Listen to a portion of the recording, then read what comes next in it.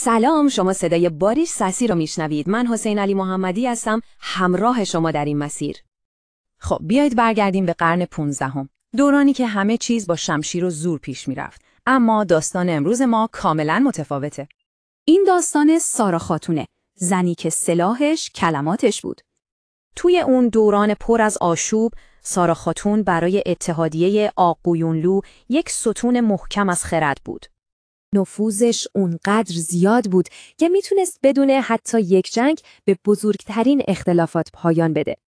خب، اواسط قرن 15 دو تا امپراتوری بزرگ در آستانه یک جنگ ویرانگر بودن. پسرش اوزون حسن آماده جنگ میشد، اما مادرش سارا خاتون یک راه دیگر رو میدید. راهی رو انتخاب کرد که هیچ مردی جرأتش رو نداشت خودش تنهایی به سمت دشمن بره. تصور کنید، بدون ارتش، بدون شمشیر، مستقیم رفت به قلب امپراتوری عثمانی. و اینجوری شد که اولین زن در تاریخ ترک شد که رسما سفیر سیاسی میشد. پس دو تا راه بیشتر وجود نداشت: زور و جنگ یا خرد و دیپلماسی. وقتی با سلطان محمد فاتح روبرو شد، از تهدید حرف نزد، از منفعت مشترک و آینده‌ای باثبات گفت.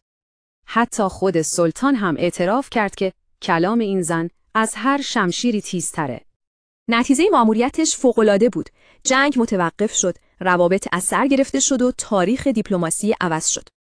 میراث سارا خاتون فقط جلوگیری از یک جنگ نبود، بلکه یک درس همیشگی درباره قدرت بود. این داستان یک سوال مهم رو باقی میذاره: قدرت واقعی تو شمشیره یا تو کلام؟